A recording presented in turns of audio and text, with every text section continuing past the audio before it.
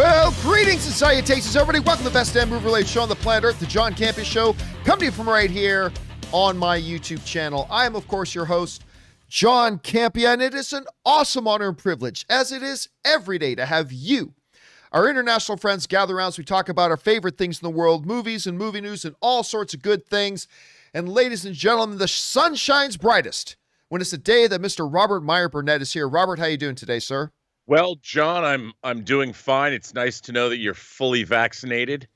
I am. You can go to the movies now without worry.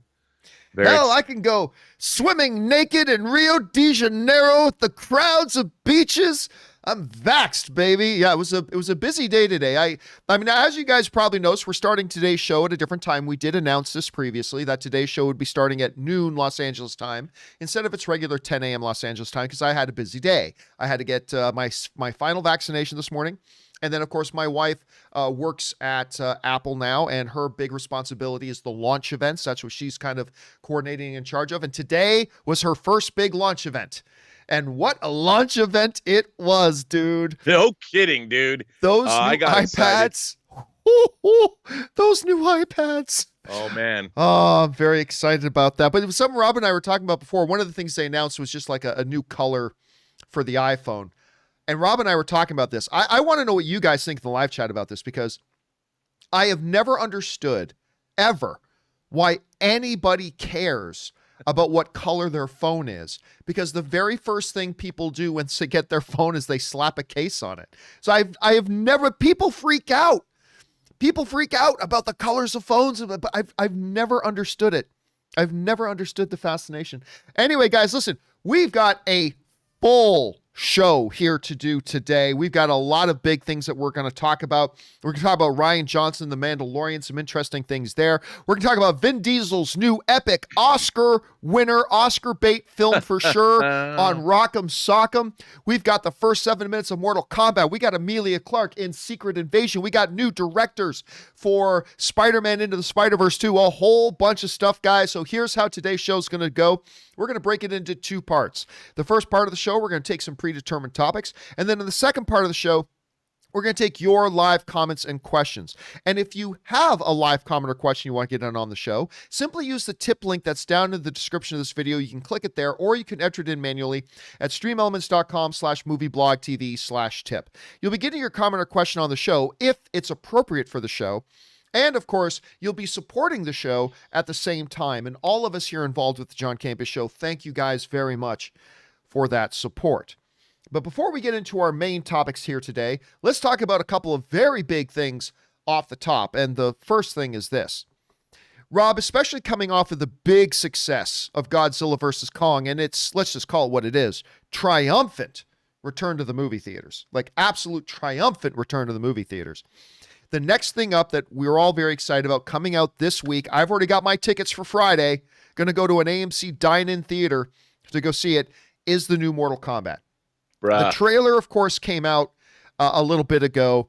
Thrilling trailer, absolutely fantastic. We're hearing from foreign audiences that have seen it is that it's not going to win any best screenplay Oscars, but that it delivers on all the fun, action, and gore that I think a lot of people who want to watch Mortal Kombat are excited for and want to see.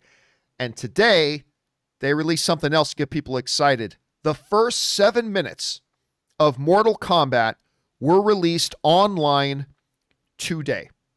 The first 7 minutes were released online today. And again, it's not going to win any Oscars, no. But again, it was just delivering what those of us who would get excited about a Mortal Kombat movie wanted to see.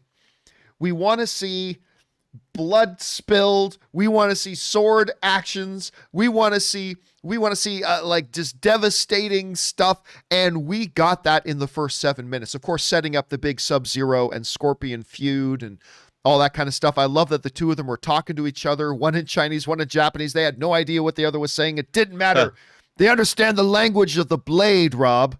It's the language of the blade. So, look, again, I have no idea if this movie truly is going to be triumphant or if it's going to be an absolute piece of garbage. I just don't know. But I do know that the marketing I've seen has been good, and I really did get a very big kick out of these first 7 minutes.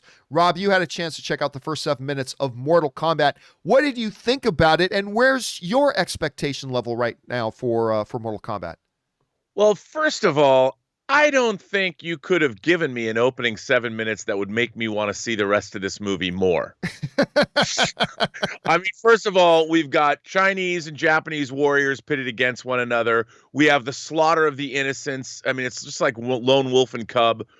You know, first of all, one of the great Japanese character actors showing up, you know, and as the ancestor of so-and-so, we got the ancestor of another. If you haven't seen it, clearly somebody's exhibiting powers that somebody we know has in the future. I'm just like, yep, this was made just for me. And I couldn't get enough of it. My only complaint, John, digital blood. You know, there's a lot of bloodletting in this opening 7 minutes, and I was there for that.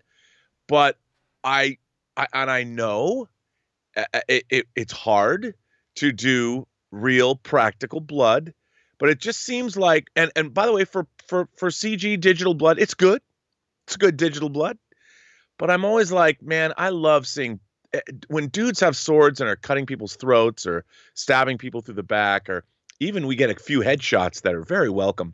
When the blood flows, I just wish it wasn't so digital. But other than that, don't care. I'm totally in. Dudes with swords. I mean, the fact that this started in the 1600s, I'm like, yes, this movie was made just for me. Thank you. I'm more excited to see this movie than I was before I watched the opening 7 minutes. So bring it on, son. I've got a theory. That is probably really, really, really wrong. But you know, there's this new character, Cole, right? It's kind of going to be the center character of the movie. Yeah. My theory is that baby is Cole is going to be a descendant of that baby. I have nothing to back that up with, but I think that baby survived because we didn't see the dead baby. And I think the bloodline, because remember he talks in the thing about, I ended your bloodline. No, you did not. And I bet the descendant of that baby is going to end up being the Cole character. So I don't know. That's my guess at any rate. Question is for you guys. What do you think about these first 7 minutes of Mortal Kombat? I thought it was damn sweet. Maybe it'll be better than anything else in the movie. Who knows? But it's a good start. How did you guys think about it? Jump on down to the comment section below and let us know your thoughts. Okay, guys. With that down, let's do one more off the top. And it's another big one. Our off the tops today are actually very, very big, Rob. Oh, yeah. But this other one is quite large, and that is this. Now, of course, Kevin Feige, not terribly long ago, announced the world that they were going to be doing a Secret Invasion series on Disney Plus that would be following Nick Fury and Ben Mendelsohn's characters as a version of the comic story Secret Invasion. And Rob, I think we all kind of are guessing that it's going to be quite different probably from the Secret Invasion main comic book line. I mean, obviously the Skrulls are already very different than they are right now, but we'll see how similar it is. But we've been keeping our eyes very close on what's going to be coming with that. Now, of course, we've got a lot of things coming from Disney Plus. Like right now, we've got the finale of Falcon and Winter Soldier coming this week. We've already had WandaVision. We're stoked about Loki coming, Moon Knight, She-Hulk, Ms. Marvel, Hawkeye, on and on. But a lot of us haven't been talking about Secret Invasion. Well, in the last couple of days, there actually has been some pretty significant stuff. No more significant than today, when this just came out this morning, that the mother of dragons herself, Daenerys, Emilia Clarke, has joined Secret Invasion at Disney Plus, joining Ben Mendelsohn and, of course, Samuel L. Jackson. It's said to be one of the main characters of the show. Everything else is being kept under wraps, kind of hush-hush about what role it is she's going to be playing, you know, all that kind of stuff. All they're hearing right now is that it's going to be a big role. It's going to be a significant role, probably one of the two female leads. Now, the reason we say one of is because yesterday, while this one came from Variety, yesterday, the Hollywood Reporter also put out a pretty important report regarding the Secret Invasion. And that was Academy Award winner Olivia Colman, who's also nominated this year again for another Academy Award. Olivia Colman is also in final negotiations to appear, apparently, in another role together. Now, look, I'm not going to be facetious here. I am not the biggest fan in the world of Emilia Clarke. While I loved her in Game of Thrones, sure, I haven't, this is not me bagging on her. I'm just saying, I haven't been really impressed with anything else I've seen her in. And it's fine that they're in bad movies because lots of actors have to be in bad movies, but I've never seen her really elevate any material that she's been in before. Other than Game of Thrones, maybe Secret Invasion can be that thing where she can really show off. As far as Olivia Colman goes, though, I mean, this is an Academy Award winning actress. This lady's for real. And man, she ever good in The Crown. So, I mean, there's everything good about this lady. But again, the most significant thing here is this is the most tangible motion we've seen so far as it pertains to Secret Invasion. So, Rob, for you, a couple of big questions. Number one, what do you think about the impending addition of Emilia Clarke and Olivia Colman to Secret Invasion? Number two, how close to or far from at this point do you think Secret Invasion is going to be from the graphic novel story that we're familiar with? And number three, where's your excitement level right now for Secret Invasion? No, that's a lot. Yeah, that is a lot. I think that Olivia Colman and Emilia Clarke are great additions. I would imagine, if I had to guess, I'll bet that Olivia Colman is going to play a Skrull. I think that's something that would appeal to her, especially she'd be acting with Ben Mendelsohn, and I think Emilia Clarke is going to play Abigail Brand. That's been the theory going around. Yeah. She's a half extraterrestrial, and she's the head of Sword. And I think that being Daenerys Targaryen and playing royalty, playing a leader, I think it's natural casting if that's the case. I like this idea. I mean, obviously the Secret Invasion story threw the entire Marvel universe for a loop because many of the characters that we thought were our characters that we'd followed for years turned out to be Skrulls. I don't necessarily want them to do that to the MCU. Right. I like the idea, but I don't want to find out that the Chris Evans that went back in time as Captain America, Steve Rogers, turns out to be a Skrull or some shit like that. I think do that, but it's a series, and I hope that the series. I mean, obviously they changed things around. Like the Age of Ultron film was not like the Age of Ultron miniseries. It was it was like it. But I look, give me Space Invaders, I'm in.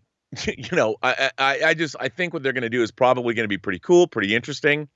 I don't know how it's going to go. I don't think it's going to go exactly like it did in the graphic novel in the limited series because it affected so many different parts of the Marvel universe, and especially coming on the heels of Multiverse of Madness or whatever that's going to be.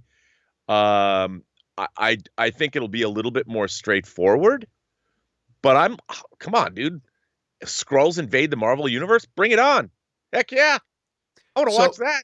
And a lot of people even wonder if they are invading or if it's going to be something else invading that the Skrulls are allies with. I mean, I don't know which way they're going to go with that. But Rob, there's a larger philosophical question that I've seen some people engaging in, which is this.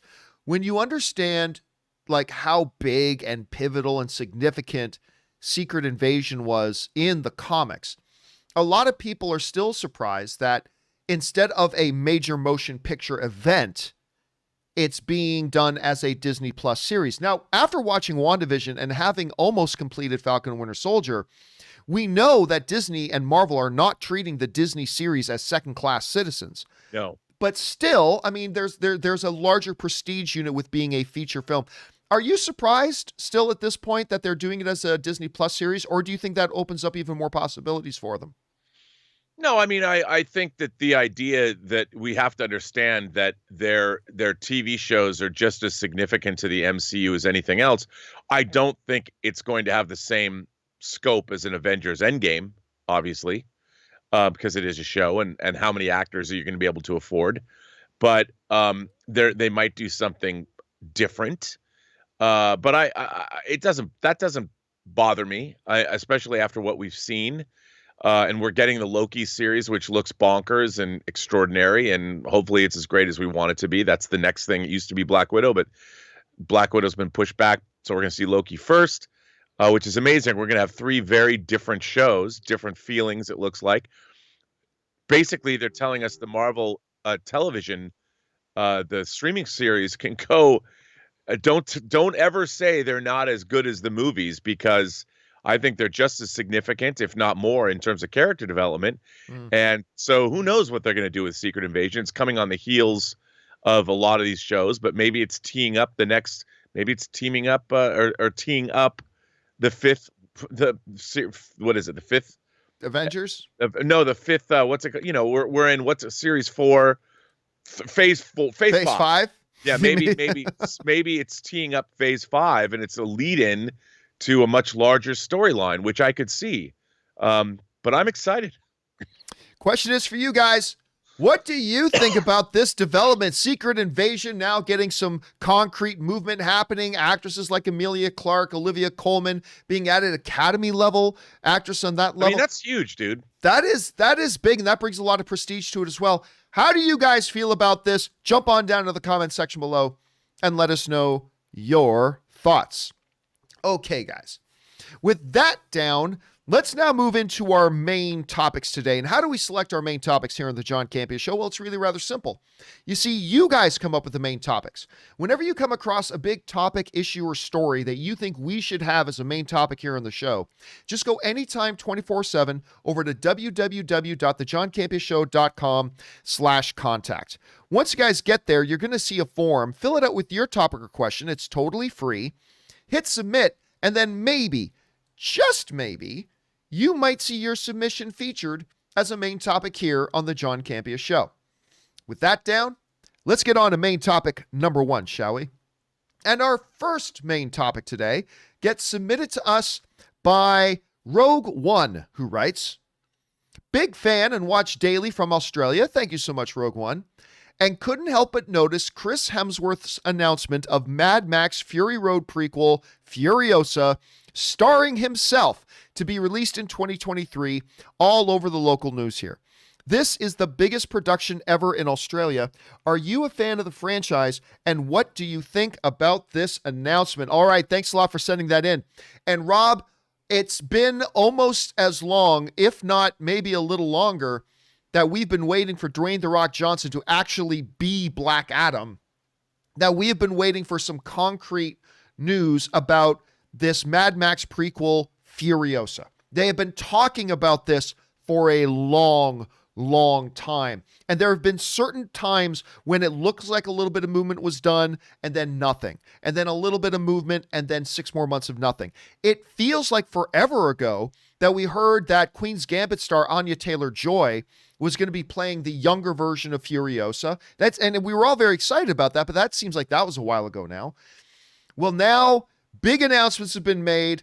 We got Chris Hemsworth's in it. They're shooting in Australia, largest production ever in Australia. This comes to us from Deadline, who writes, "The wheels have been greased on the hotly anticipated Mad Max spin-off Furiosa, which is set to star Anya Taylor-Joy and Chris Hemsworth. A press conference with director George Miller and Hemsworth in attendance took place in Australian state New South Wales today to confirm that the spin-off is preparing to shoot in the territory next year. Miller commented during the presser that the long gestating project was finally hitting floors because of stability at Warner Brothers. Since we started Fury Road, I think there's been 6 different regimes at Warner Brothers," he said. "Now it's stabilized very much, and they're able to basically pay attention coherently to the films they want to make, and this is one of them." And of course, those are the words of George Miller. And Rob, this has got to be very exciting to anybody who's a fan of this franchise. Now, this is, of course, a new iteration of the franchise. This is separate from the Mel Gibson thing.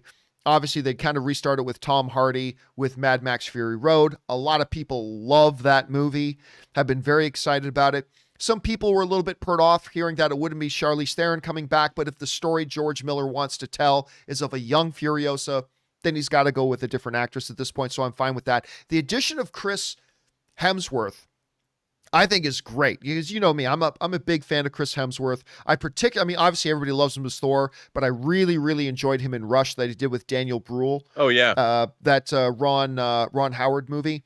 He was fantastic in that. So this is all good. Also, the budget is apparently massive. Now, they didn't say an actual number of what the budget of the movie is going to be, but they did say they're anticipating by shooting this in Australia, it's going to be bringing in $350 million in revenue into the country. That doesn't mean that the movie's budget, Rob, is $350 million. Of course not. But they are saying this is going to be a significantly larger budget than Mad Max Fury Road was. So, Rob, couple questions for you. Number one, what do you think about the pairing of Chris Hemsworth and Anya Taylor-Joy in this? Number two, that they're finally getting going on it. And number three, what do you think overall about how do you feel now about the philosophy about them going with a younger Furiosa instead of continuing the story of Furiosa with Charlize Theron? There's a lot to cover there, but what are your feelings in all of this?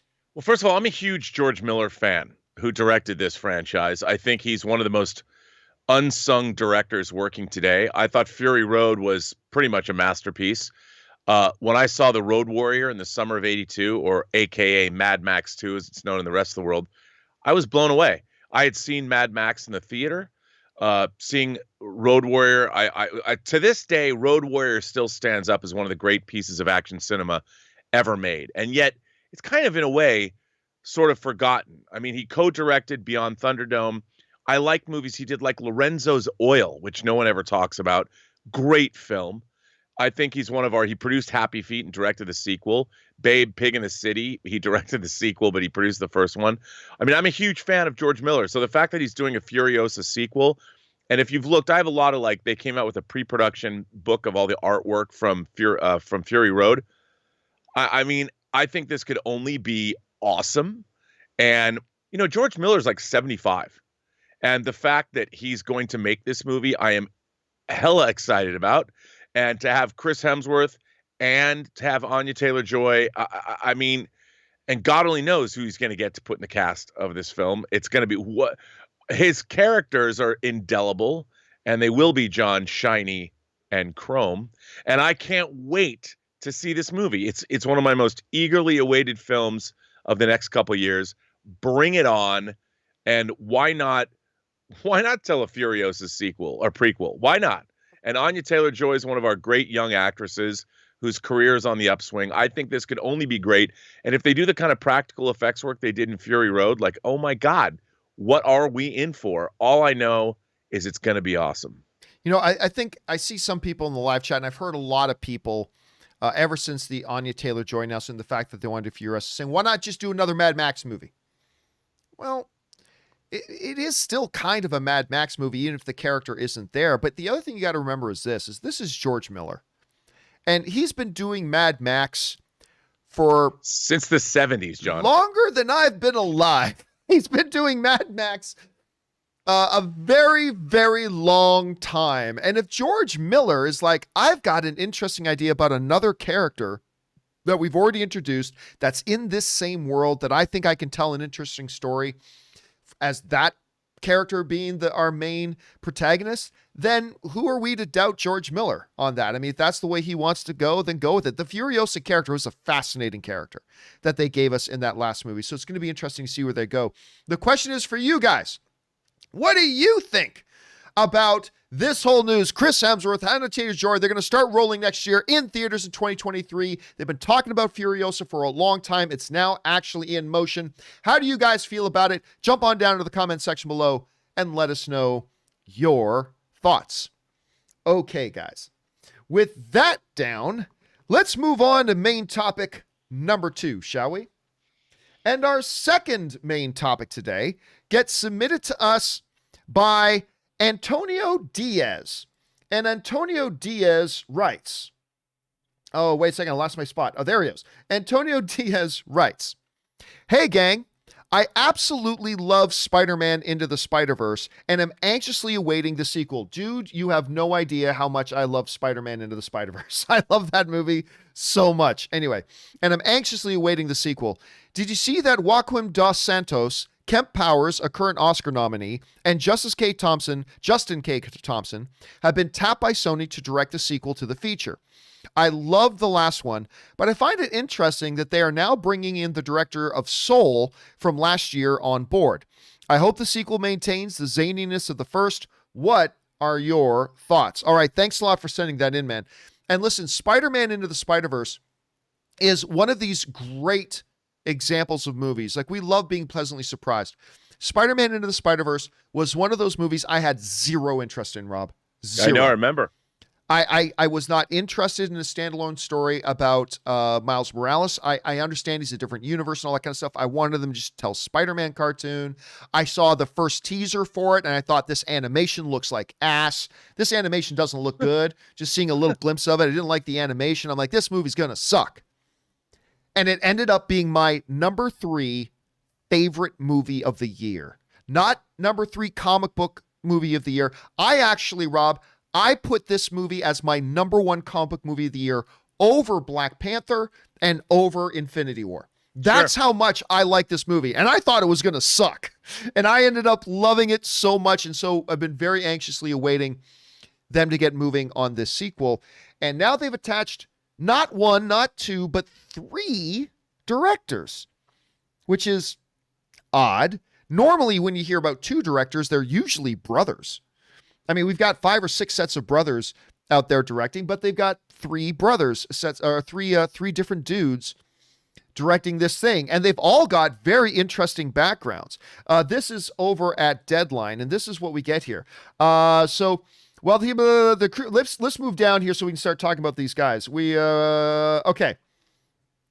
Here we go. We'll start with this. Okay, so DeSantos previously directed, starting here, he previously directed, produced, and storyboarded on numerous animated series, including The Legend of Korra, Avatar, The Last Airbender, Voltron, Legendary Defender, which I know a lot of people like, Justice League Unlimited, and Teen Titans for Warner Brothers. He began his career at Sony Pictures Television 20 years ago, working on such animated series as Roughneck, The Starship Troopers Chronicles, and Men in Black, the series. Another director, a Golden Globe Award-winning and Academy Award-nominated screenwriter, playwright, and producer and director, Powers recently penned Regina King's feature debut, One Night in Miami, which was amazing, by the way, which was an adaptation of his acclaimed play, also co-directing and writing on Disney Pixar's Best Animated Feature nominee, Soul. Previously, Powers wrote for CBS All Access's, now Paramount's Disney's Star Trek, or Paramount Plus series Star Trek Discovery. Thompson, the third of the trio, recently served as a production designer for the original Spider-Man verse film, earning an Annie Award for his work as well as an Art Directors Guild Award nomination. Previously, he designed Sony Pictures Animation's Cloudy with a Chance of Meatballs, I love that movie, and its sequel. Prior to his time at Sony, Thompson worked at the Orphanage Animation Studio, the Jim Henson Company, and Lucasfilm Animation. So you've got a triumvirate of 3 very qualified, decorated guys with a lot of impressive credits. I still think it's an interesting choice to have 3 directors on a movie. I can't, honestly, Rob, I can't remember the last time I heard of 3 directors being on a movie. I'm sure it's happened in Hollywood history. I can't think of when it happened. I don't know what the philosophy was behind trying to get 3 different guys. Normally, you don't even see 2 unless they're siblings. I mean, Neville Dean and Taylor is the only directing duo I can think of that aren't siblings that were able to work together on more than a couple of films. So that's interesting. I'm not going to lie. I'm a little bit nervous about that decision, even though I think all 3 guys clearly have great pedigree. They clearly do. I just don't know that you can have 3 different voices pulling a movie in different directions. That being said, Lord and Miller are still the producers of record on this movie. They're still kind of overseeing the development of it, and we trust them. And I love the first film, so I'm hoping for good things. Rob, you hear about the addition of these 3 guys directing the next Spider-Man Into the Spider-Verse movie. I'm a little concerned, but how do you feel about it? Well, I have a theory why there's 3 different directors. Ooh. I think that obviously it's a sequel to Into the Spider-Verse. I think in addition to the multiple Spider-Men, we are going to get 3 very different kinds of animation. And whether it's Miles Morales is going into 3 different universes himself, they're going to try different styles.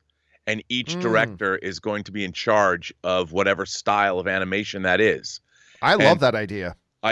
to me, it's because otherwise, you just kind of are repeating yourself. But if you think about, like, we also had a trailer for the Netflix series, what is it? Sex, Death, and Robots, or Love, Death, and Robots. That series, the season 2 dropped, which, by the way, looks incredible. The idea of having multiple kinds of animation allows for many different possibilities, just in terms of visually and the kind of storytelling. And I think it's going to make for a really intriguing kind of movie. Now, I have no insider information about this. People are like, well, Rob, you're working on an animated show. Do you know something? I do not. I have no clue. But I would just say that I've thought about it myself. Why would you put what? 3 directors would seem to be at odds unless the movie was designed that way from the get-go, and they've already decided they know exactly what they're doing, and these 3 directors were picked specifically because they're going to deliver something unique. And how unique would that make the movie? It's not just a sequel; it's something that's audacious from a animation perspective, not just a storytelling perspective. And how often do you get that? So I'm excited if that's in fact. I'm excited because I love the movie, but I don't think Lord and Miller are going to allow anything other than something awesome to get made. And I think part of that is to have 3 different animation styles. Well, when you consider the different characters and everything, you could almost make it an anthology kind of movie with 3 different stories in there and 3 different directors. Now, of course, I got a text from my buddy reminding me of something, and I immediately refuted him, but I'm sorry. So we knew that Peter Ramsey and Rodney Rothman directed the first Spider-Man Into the Spider-Verse. I forgot there was a 3rd director on that one too, in the form of Bob Persichetti. I had totally forgotten about that. So this is actually, I remember that these 2, I totally forgot about this one. So I totally forgot that there were 3 directors on the first Spider-Man Into the Spider-Verse. So by the way, thank you, Mike, for texting me that. There were 3 directors on it. So maybe they just figure if it ain't broke, don't fix it. I still find it odd though. Because when you understand the role of the director, it's amazing when 2 directors, like a Lord and Miller, a Russo brothers, a Neville Dean and Taylor, when you get 2 directors who can work really well together on a film and not make the film feel like it's being pulled in 2 different directions. 3 is interesting, but the first one did it, so I guess they feel like if it ain't broke, don't fix it. Go back and do that again. Look, all I know is this.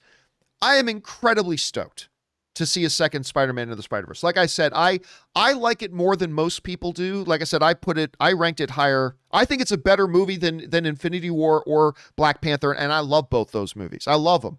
But I just thought Spider-Verse was a special, character-centric, incredibly fun, exciting, world-building kind of movie, done in a really unique and wonderful way that I just had a blast with, and I hope they're able to bring that same type of temperature to the next one. Anyway, question is for you guys. How do you feel about this, that they're moving on now with Into the Spider-Verse 2, 3 new directors, still under Lord and Miller? What are your hopes for it? Jump on down to the comment section below and let us know your thoughts. All right, guys. With that down, let's move on to main topic number 3. And our third main topic today gets submitted to us by Rian. And Rian writes, "Hey, John and crew. The Flash movie has finally started production after being in development limbo for the last 100 years or so. It's felt like that way. Yes, going through about 5 or 6 different sets of writers and directors, or at least it was beginning to feel that way. Anyway, reports from The Wrap are now stating that Michael Keaton is officially now due to reprise his role as Batman from the first 2 Tim Burton movies. That's not necessarily true, but that's the assumption. That's the assumption at this point. It is the same iteration. The reports also say that Batman Forever and Batman and Robin are being ignored entirely. Not surprising. Not that I ever thought that they were going to go into those ones anyway. So now you guys will remember, first of all, Flash is, at some point, film schools are going to teach a course on everything that's gone wrong with Flash. Flash has been through so many different iterations, different sets of directors, different sets of writers, a whole lot of behind the scenes mess and controversy until they finally landed on Andy Muschietti, who I think is a very gifted director, moving forward. And now this thing has now started shooting. They've started shooting it. Now, one of the big exciting points and points of confusion about the Flash up till now has been the fact that the excitement was, word came out that Michael Keaton was going to at least make an appearance. I don't think it's going to be a very big role, but he was at least going to make an appearance in the film. Then, a couple months back, or maybe not even that long ago, Michael Keaton put out a statement saying, look, he's not sure he was going to be in it. You know, obviously the schedule of The Flash has been moved around so much, it started to conflict with his schedule. He's been very apprehensive about the COVID situation, and he basically came out and said, I'm not entirely sure that I'm going to be able to do it. Which also reinforced to us, Rob, that his role in this movie was probably going to be significantly small because, I mean, you can't not know if one of your main characters is going to be in the film right up until before you start shooting. But now it is official. Michael Keaton, it's been confirmed by his talent agency. Michael Keaton, it's done, it's signed, it's official. He will be in this movie.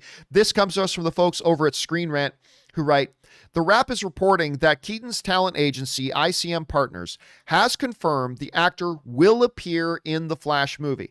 No other details about his role were confirmed, like how much of the film he'll be in, or even whether he'll suit up as Batman or only appear as Bruce Wayne. Still, since the actor was casting doubt on his Batman return as recently as March, this serves as confirmation Keaton was able to reach a deal with Warner Brothers and probably work out a schedule and DC Films to reprise his role. And that, of course, comes to us from Screen Rant. Now, look, I know a lot of people are going to be wondering about how much the movie is going to be in. Is he going to be in the Batman suit or not? To me, that's all extra bonus. Just seeing Michael Keaton on screen, even if it's for one scene, and maybe it'll be 2 scenes or 3 scenes, whatever, but even if it's just for one scene, just that little dab in Flash will give it something very special and very unique. And I have been very intrigued by the idea that Michael Keaton would come back and do this. I don't think the Flash movie would have been lost if Michael Keaton couldn't appear in it. Like I said, it's probably a small role. If he couldn't have shown up to shoot some scenes, I'm sure the movie would have been fine anyway. But adding little things like this, and we're still hoping that the reports of Ben Affleck coming will be there as well. I mean, this just gives it such a unique factor, such a unique flavor. This is exciting stuff to hear, Robin. I'm glad to hear that it's now. They were able to work out all the scheduling issues. They were able to work out all the COVID issues. We're going to see Michael Keaton in this thing. Rob, let me ask you, number one, how significant do you think it is for a project like The Flash to now be able to say officially Michael Keaton is going to be a part of it? And then now, after all the recent confusion about it, where are you feeling right now how big his role in the movie is going to be? What are your thoughts? Look, big or small, the idea that they're bringing back Michael Keaton to play Batman is enormous. I mean, I don't know how big or small his role is going to be. I don't think it's going to be more than a walk-on cameo. He's going to have lines. He's going to interact with the Flash. I mean, I think it's enormous. I think it's incredible. And from a perspective of, look, I look at this from a fan. I'm a lifelong comic book fan and a lifelong movie fan. And so to like comic books is to love the idea of characters from different eras meeting. I grew up loving the Justice Society, meeting the Justice League in the pages of Justice League comics. I always loved that. It's like my favorite thing. And that's what this is. It's like you're getting people from different eras or different universes, but still familiar. Batman meeting a Flash from a different universe. John, I'm so there for that. Like, I don't even care what happens. The fact that it's still happening and we're going to see Ben Affleck and Michael Keaton and the Flash and my God. What's not to love? And I love that it's happening. Thank God it's happening. I was so excited for it. I was bummed out. I'm like, what do you mean he's not going to be in this movie? Screw you, Michael Keaton. What's the problem? But when you know, his problem was he was worried about COVID. And he talked about that, or he was interviewed about that, and he said, look, I need to be sure with COVID cases going up. He's thinking he talked about how he's outside of the city. He's on some ranch or someplace isolated. He's got 12 acres around him or whatever. And I don't blame him. You're getting older. You don't want to play around with this kind of thing, and you never know. But now, apparently, he's convinced he can do it safely. And I'm like, bruh, I can't believe to see Michael Keaton in the Batsuit again. I'm so excited, more than I ever thought I would be. I'm stoked, dude. I'm so happy. Question is for you guys.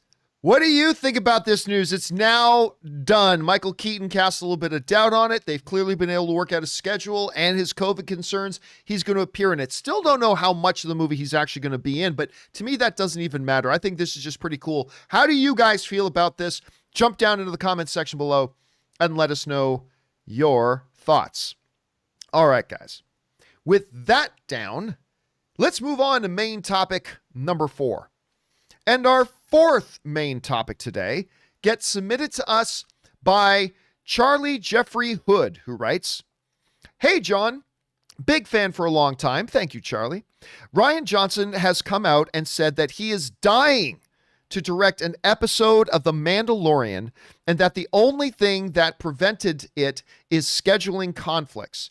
Say what you want about The Last Jedi. It's visually gorgeous and brilliantly directed, and his work on BB, Breaking Bad is probably what BB is. His work on BB speaks for itself, so I'd love to see this. Do you think it'll happen, or will the divisive nature of Rian Johnson among Star Wars fans prevent it?" All right. Thanks a lot for sending that in, man. And yeah, look, this is pretty interesting because if you guys will remember, back in sometime in later 2020, Rian Johnson came up and we actually, I told you guys that I had heard, and I'm not the only one. It's not like I have some special secret knowledge. A lot of people in the industry knew this, that Jon Favreau had actually asked Rian Johnson if he would be interested to direct, and we talked about on the show here, if he would be interested in directing an episode of Mandalorian. We knew that Rian Johnson, that he had been invited down to the set by Dave Filoni and Favreau. He had been invited down to the set. He got to see, Baby Yoda before any of the rest of us did and all that kind of stuff. Well, now, apparently, it is all out there in official information. Let me just double check to see what I got here. Oh, yes. This comes to us from, let me see if I can find it properly here. I'm not sure I can. Yes, this comes to us from the folks over at, actually, this was written on Twitter by one of the writers for the USA Today, Saria Wilson, who got on the USA Today and wrote the following. I asked Rian Johnson, now this is USA Today writer. I asked Rian Johnson if he'd ever consider doing an episode of Mandalorian. He said he was dying to, but that for him, it's all about scheduling. He has been writing Knives Out 2 for a while, and now he's going directly into filming it. Of course, they recently announced that Rian Johnson and his Knives Out thing just got a $468 million deal with Netflix for 2 Knives Out sequels, which is like one of the richest things in the history of streaming. Writing Knives Out 2, and now he's going directly into filming it. So it would be a matter of finding time to break away and do it. He said he has spoken to Dave Filoni about it. He had gone and visited the set during season 1. He said it was cool, and I told him I was very jealous. He had seen Baby Yoda months before the reveal. Now, this, of course, comes to us from the Twitter account of the USA Today's Saria Wilson. Now, again, we had sort of spoke about this a while ago, that Favreau had indeed inquired of Johnson to see if he would be interested in doing this and in shooting this thing. And that Rian Johnson, there was a scheduling issue. It seems like it's a scheduling issue for him to do it. Now, I have of 2 minds on this. Mind number 1, Rian Johnson is a killer director. I don't care what the fuck your opinion of The Last Jedi is. I don't care. He is a killer director. His films get Academy Award nominations. He's knocked it out of park with Knives Out, all that kind of stuff. You may or may not have liked what his approach to The Last Jedi would have been. That's fair.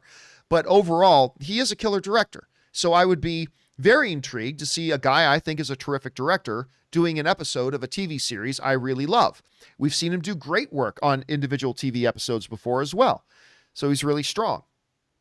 That being said, if I were the head of Lucasfilm and they came to me and asked me, "Sir, The guys would like to set up having Rian Johnson doing a episode of Mandalorian. Can you just sign this to give it the green light? I would say no. But John, you just said you think he's a great director. I do think he is a great director. I mean, that's almost beyond refute at this point. He's a great director. Yeah.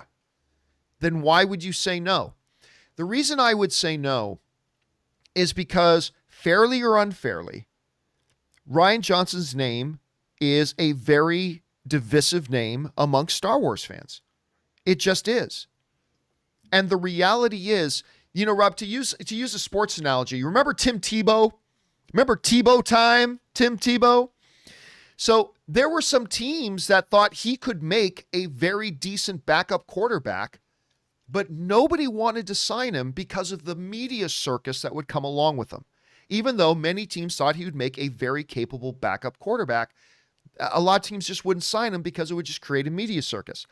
I feel the same way about Rian Johnson with anything to do with Star Wars. Now, I said the same thing about this proposed Rian Johnson trilogy of Star Wars films that I have said from day one. I just don't believe it's ever going to happen. I still don't believe it's ever going to happen.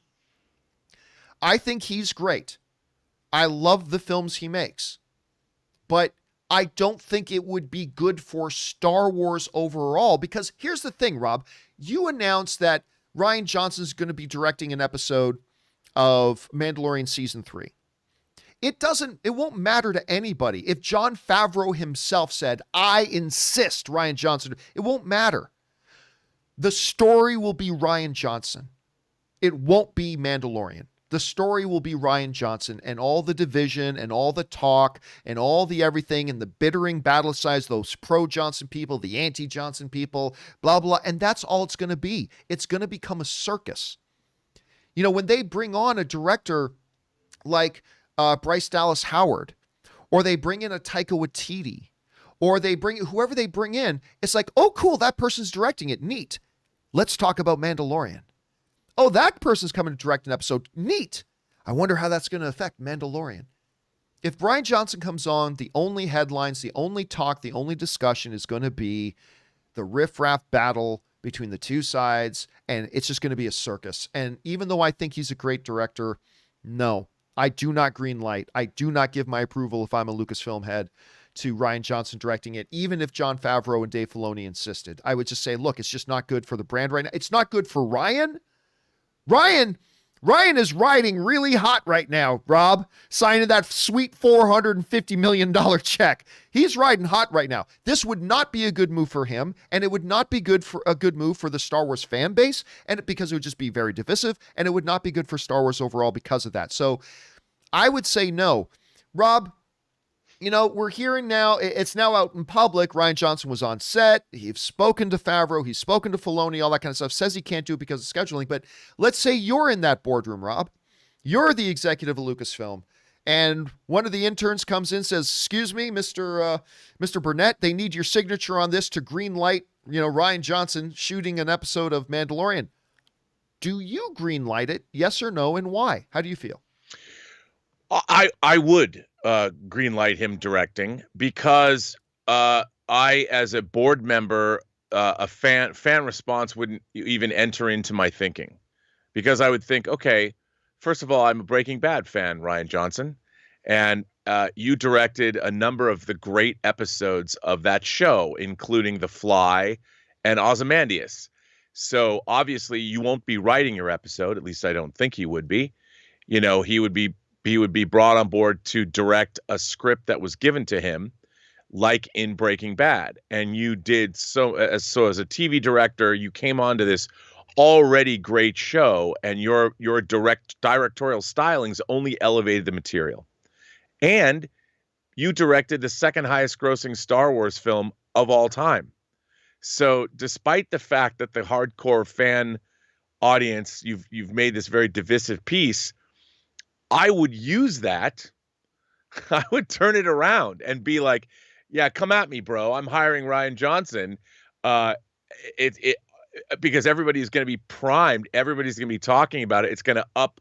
I'm sure Rian Johnson directing Mandalorian will trend on Twitter.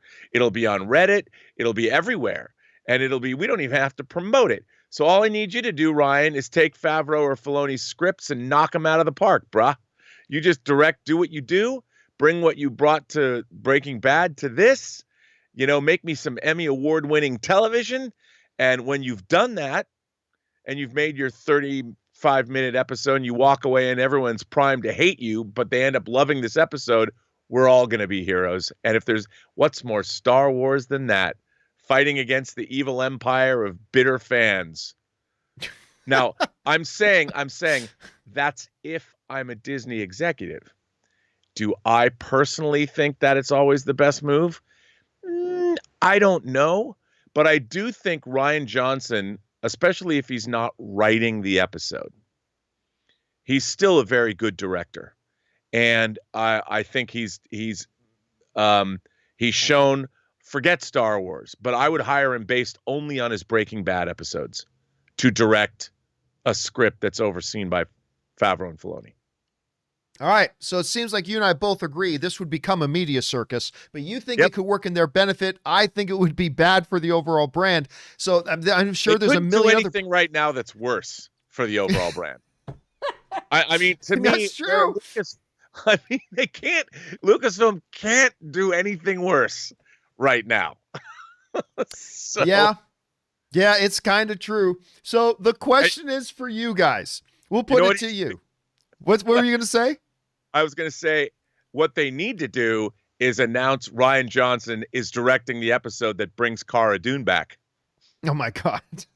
That's what I would do. Now, there's a media circus. That's what I would do. There's a media circus. So the question is for you guys.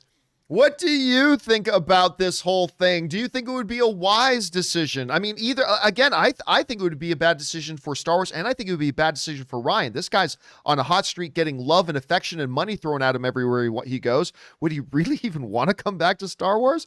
I think from a Star Wars point of view, I think it would just create fodder for a year of bitter, angry debate between pro and con. Rob sees this as maybe some of you see it. Listen, you take advantage of that media circus. You take advantage of all the attention and parlay that into something positive. Maybe that's how you can approach it. Maybe you guys have a different opinion altogether. Whatever it is, jump on down to the comment section below and let us know your thoughts. Okay, guys, listen, we have had a lot of topics here today. We were also going to talk today about the Vin Diesel Rock'em Sock'em thing, but we're going to skip that today because we're running a little bit long. Maybe if there's not a lot to talk about tomorrow, we'll do that story tomorrow on that one. So we're going to move now into our live comments and questions, guys. Again, if you have a live comment or question you'd like to get on the show, simply use the tip link in the description of the video below or enter it in manually at www.streamelements.com/movieblogtv/tip. Once you guys get there, don't forget to put in your name. A lot of people forget to put in the your name part, and it just comes across as anonymous. And if you send in a question for us to talk about, and if you support our channel, I want to make sure I give you guys a shout out. So please try to make sure to include your name with that. Okay, with that down, let's get into your live questions here, shall we? And we're going to start things off here with Kung Fu Hot Dog. And Kung Fu Hot Dog writes in, "Hey, John. Last week's Falcon and the Winter Soldier felt like the bottle episode. There were many great things about it, but an hour long, we could have had more about the power broker. Also, I feel like no more about boat maintenance. Some wasted opportunities. Oh, dude, I 1,000% disagree with you. But two, part two, hey, John, did you catch? Oh, they're two separate questions. First of all, let me say this about the boat thing. Number one, we don't need more time on the power broker. The power broker is not the key element to Falcon and Winter Soldier. Falcon and Winter Soldier are the two main characters. And Rob, I said this on one of my companion videos the other day. I don't know how you feel about it, but one of the things I said was that I felt like that boat maintenance montage scene did more for me as an audience member, feeling the building chemistry and the camaraderie between those two than anything else I've seen in the show. Like them fighting side by side on top of the trucks and all that. That's all nice. But that whole boat montage was a great moment of smiling.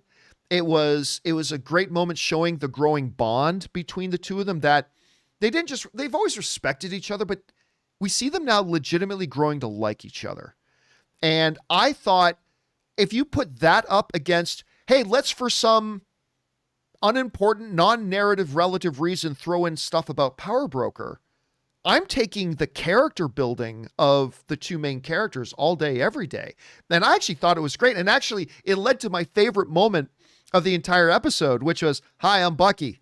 I'm Sarah. I just love that. I thought that scene was great. But I don't know, Rob, did you think it was a good use of time? Do you think maybe they could have dedicated more to that, to something like Power Broker or something else? How did you feel about it? Dude, I thought it was great. Just like you did. This entire series, The Falcon and the Winter Soldier, is a story about Sam Wilson going through, as my friend Mike Bodden said, the crucible of learning why and coming to believe himself why he deserves to be the next Captain America. That's what this show is all about, ultimately. And everything in it, everything in this show, including the scene that we're talking about, is showing why he has the heart and soul to embody what Steve Rogers embodied. And it's not about just fighting, and it's not about just action scenes. It's about being a compassionate family man and having a reverence for his even though they're not his kids, his sister's family, and it shows what kind of a person he is. And we don't always need fisticuffs and punches thrown to show that. And that scene was showing the bonding of these two men, and it shows where they've already gone through in this show and where they've come to at this point. And I think it's great storytelling. And it's unique, and it's something that the MCU has earned the right to do. Loved it. Yeah, I thought it was great. Well said. And by the way, Daniel Skinner sends in a super chat badge. Thank you, Daniel. Appreciate that, dude. Next up, we go to the next one from Kung Fu Hot Dog, who writes, hey, John, did you catch IGN's The MCU That Almost Was yesterday? No, I did not. I have not heard of that. Say what you like about the hokiness of those times, but the Incredible Hulk TV series with Daredevil and Thor, I loved those, by the way. Anyway, The Incredible Hulk and Thor showed Marvel's ambition. Oh, and Gabriel Reese as She-Hulk. Yes, please. So listen. So no, I did not watch that thing on IGN. I've never even heard of it. But since you bring it up, as a kid, Rob, I remember watching the Hulk special movie with Lou Ferrigno. They did three. They did three movies. One was Hulk and Thor. 3 TV movies. One was Hulk and Daredevil, and one was The Death of the Incredible Hulk. And the Hulk and Thor one, I to this day think is one of the greatest things ever put to film in history. I still think that dude who played Thor, that dude was this big hulking kind of clown, and I say clown in the best way possible, like clown dude, and it's like, yeah, let's fight, and it's just so weird, and I loved it. And then the Daredevil one, where Hulk meets Daredevil, do you remember who played Kingpin in that? Oh, I don't. It was Sulla from Indiana Jones. Right. What's his name again? John Rhys Davies. John Rhys Davies, also from the original miniseries of Shogun. John Rhys Davies was Kingpin in it.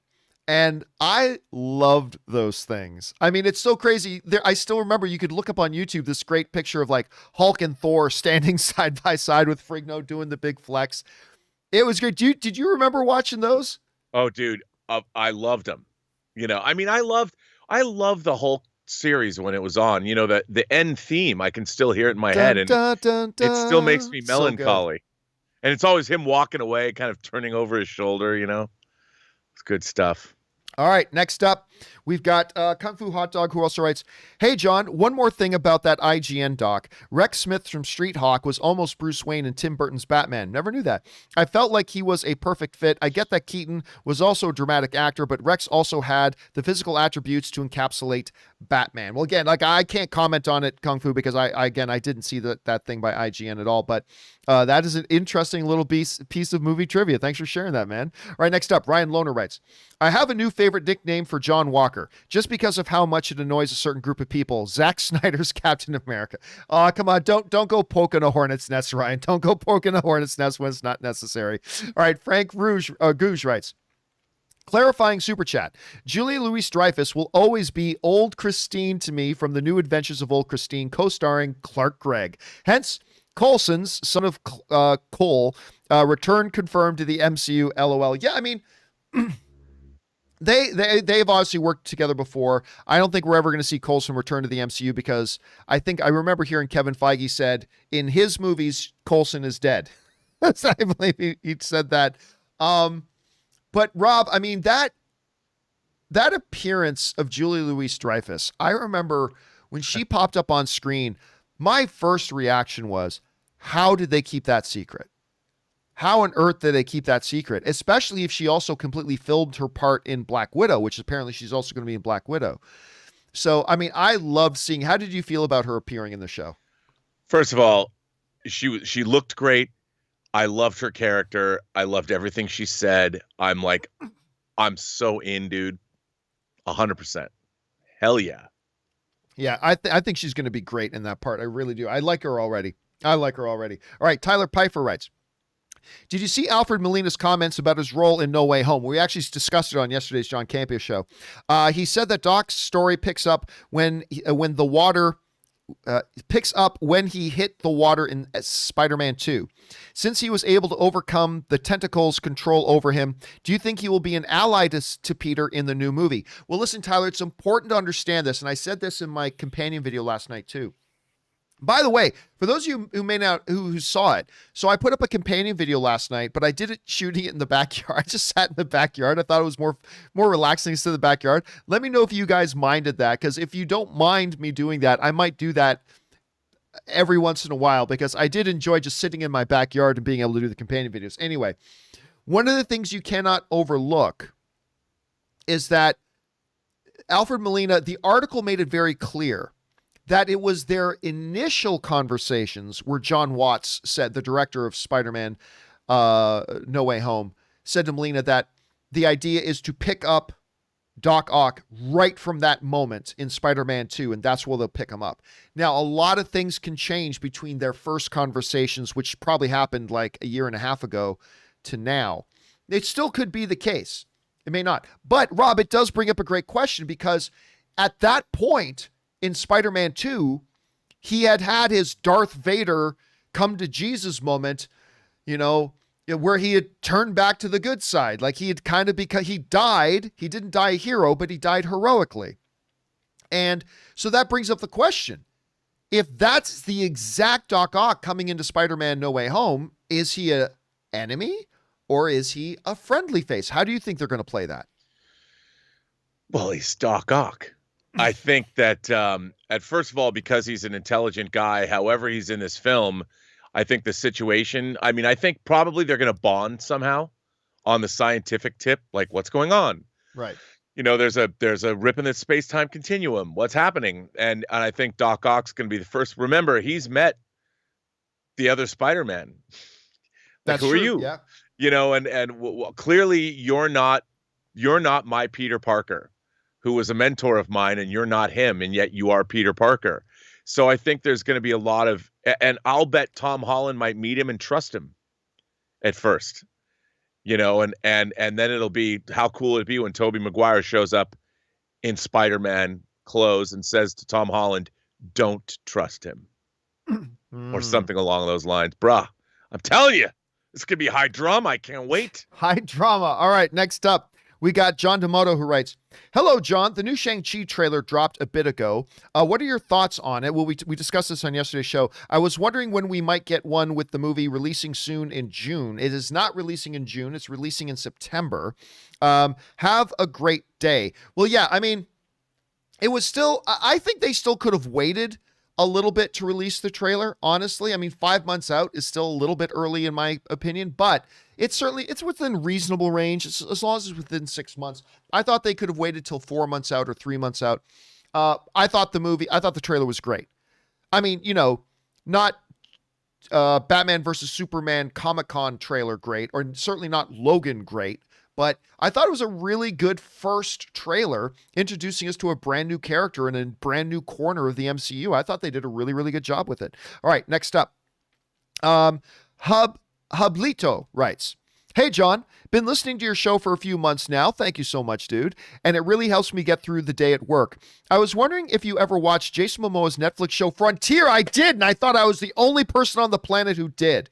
And if you have, would love to hear your thoughts of it. Rob, I don't know if you ever saw it. You know what? I never have.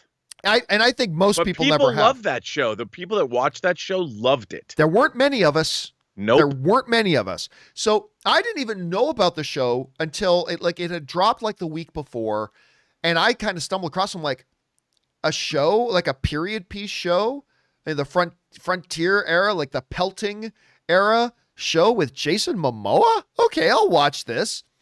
And it was kind of what you expected it to be. I didn't think the show was great. Okay, I didn't think it was great, but it certainly held my attention, and I liked Momoa in it.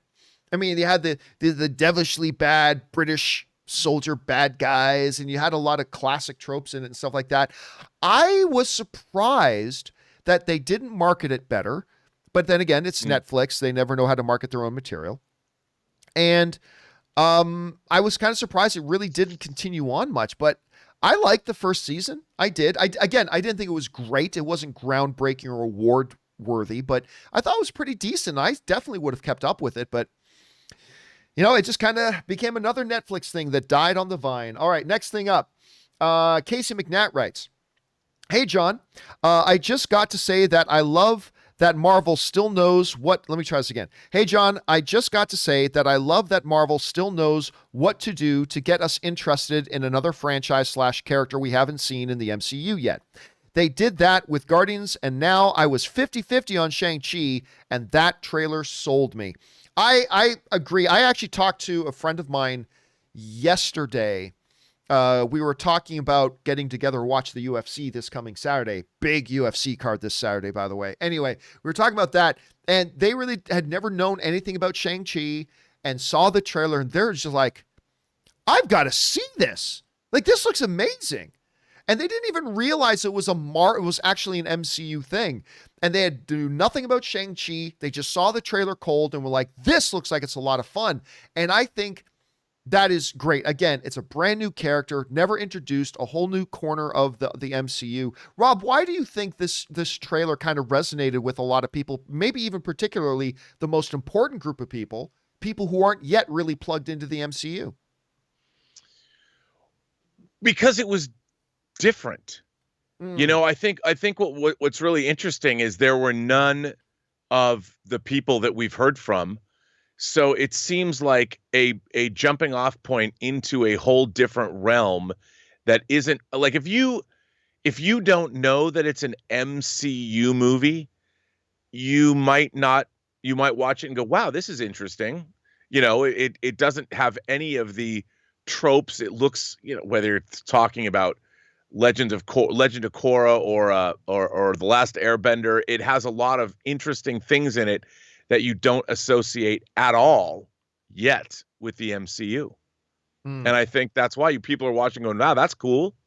I'm interested in that. If you're a fan of like Mulan or Mortal Kombat, you look at something like that, or Asian fantasy epics. What is this? I don't know what it is. Shang-Chi and the Legends of the Ten Rings, that doesn't seem at all like where's somebody in a flight suit, or where's Doctor Strange or Spider-Man or Thor? Not here. What is this? So I think that there's a lot of people, like the casual moviegoer. Like if I showed this to my mom, she would be like, that looks neat. I want to see that. She wouldn't know anything about continuity or anything. She's like, I like martial arts. I'm going to tell you, Rob, if I ever get the chance to meet your mom, I'm going to be very disappointed. If she doesn't talk like this, oh no, I'm going to be very disappointed. No, she talks younger. She'd hate it. I've had her on my show before. She just turned 82. She talks. I remember like you were telling 50. me about her birthday. Yeah. Yeah. So this is the kind of movie that she might like because she's actually traveled to China. She's been all the way through Vietnam and Cambodia and Thailand and Indonesia. And she loves the Far East, and she always has. So this would be kind of, if I showed her an Iron Man thing, she'd be like, okay. If I showed her this, she'd be like, I'd like to see that. All right. Next up, We've got Casey McNatt also writes, I just hope they can sell me on the Eternals, because as of right now, I don't know what to think about it. Since it's Marvel, I'm sure they will win me over like they did with Shang-Chi. Yeah, and they are holding back on that. Now, of course, the Eternals, Rob, is going to come out months after Shang-Chi. I believe 2 months after Shang-Chi. So since the Shang-Chi trailer just came out now, it's probably going to be a minimum of 2 months before we see that first Eternals trailer. I'm guessing at this point. But I would agree. It's the same challenge, right? These are going to be characters that even, Rob, I'm going to guess 75 to 80% of MCU fans have never heard of. And let alone the outside of that, the average moviegoers who may not be already plugged into the MCU. Most people are never going to hear of them, much like Shang-Chi. And they're going to have the benefit of a very well-known cast. I mean, you've got 2 Game of Thrones dudes in there. You've got Angelina Jolie in there. You got Kumail Nanjiani in there. So they're going to have a very well-known cast. But again, their marketing is going to be particularly important for the Eternals because it is a brand new thing. They faced that same challenge with Guardians of the Galaxy, and they crushed it with their marketing. They're going to need to do the same thing with Eternals. So, Rob, what do you think their prospects are right now? When you see what they did with Guardians and now Shang-Chi, do you think, knowing Eternals better than most people do you think they're going to be able to get the audience excited about Eternals before it comes out in theaters? Well, first of all, they're going to say, from the Academy Award winning director of Nomadland. Yep. Yes, they are. Chloe Zhao. And so they got that going for them, which is nice. But I think what they've really are going to have is this trailer is going to be very different than any MCU film before, because the Eternals, according to what they've said, spans thousands of years. So I would imagine the approach is not going to be, they're going to talk about this being like, for thousands of years, they have remained hidden, something like that.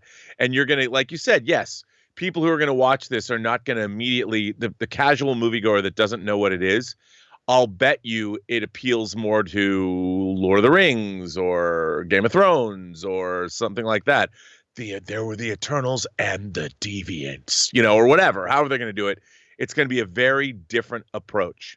And remember, it was Kevin Feige who said the reason that they went with Chloe Zhao in the first place was she had a really interesting take. Yeah. And I would assume one of the things about it is, being Chinese, the whole idea of ancestors and the fact that China is such an ancient culture and it's been around for thousands and thousands of years, that coming from China, I'll bet she brought a really interesting perspective to the idea of the Eternals also being a culture that's been here on Earth, albeit in secret, for thousands of years. I bet she brought in, that's where her interesting perspective came from, and I bet they're going to play that up, whatever that is. I don't know what that is yet, but I bet that's why they went with her take. All right, next up, we've got Sam who writes, as an Asian and a fan of comics, I never thought I'd see an Asian superhero on the big screen, like, ever. And yeah, listen, the Asian representation in a lot of our North America, the Asian population is a big segment of our population. And the fact that we've never really seen this before in this new era of comic book movies. Rob, I just know that yesterday, Anne has been very busy prepping for the big launch event of Apple, but so she watched the trailer for Shang-Chi. She didn't get a chance to see it till last night. But, Anne, for those of you who don't know, my wife is Asian. Anne came running out of her office like, that Shang-Chi trailer, like she was so excited for it. And so I think it's terrific. And I don't think we should underplay the significance of this, the significance that Marvel continues to break new ground and bringing in these types of characters and telling these types of stories. And again, it's just part of Marvel overall doing different things thematically, character wise, diversity wise. They just keep breaking new ground. And I think it's going to bode well for them in the future. All right. Suthius writes, finally, a superhero movie with an Asian as the lead character. As an Asian myself, the trailer really hit me in a way that caused goosebumps galore while watching it. And I know there are going to be people who will say, well, what's the big deal? There are Asian leads in Asian movies all the time. Yes, but those are movies made in Asia. Shang-Chi is a North American superhero movie Big difference. This is huge in my opinion, especially for the MCU. Can't wait. September cannot come soon enough. And Rob, I know the way I kind of illustrate this, because it's on a much smaller level, is as an Italian and as a big UFC guy. Right. Like I remember when like there was this UFC fighter, Italian guy by the name of his nickname was the Legionnaire. And I remember just feeling this thing that I love, like UFC. I had never seen an Italian fighter in the UFC at that point. Like maybe there had been, and I just didn't realize they were Italian fighters, but this guy would come in with the Italian flag and stuff like that. And I just know, like for me, I would just feel this incredible swell of pride and all this kind of stuff. And that's on a smaller level because all the UFC fighters, or at least a good chunk of the UFC fighters, all look like me. Right? Whether they're from Ireland or England or the US or Canada or wherever, they all look like me. But just knowing it was an Italian fighter, I don't know, I felt like that. And so I can only imagine that if you're, part of a demographic in our culture that is often unrepresented, certainly underrepresented in the big media that we liked watching, I can only imagine what that feeling is like to then see somebody, with your similar background or who looks like you or whatever. I mean, I got a huge rush out of it from a tiny thing, just knowing that the guy was from Italy in a UFC fight. I can only imagine what it must be like. Rob, how do you see the overall significance of Marvel going in a direction like Shang-Chi? Well, I mean, we live on the planet Earth with many different cultures and many different kinds of people of all shapes, sizes, colors, and creeds. And for the most part, the Marvel Cinematic Universe has been North America or alien universe centric.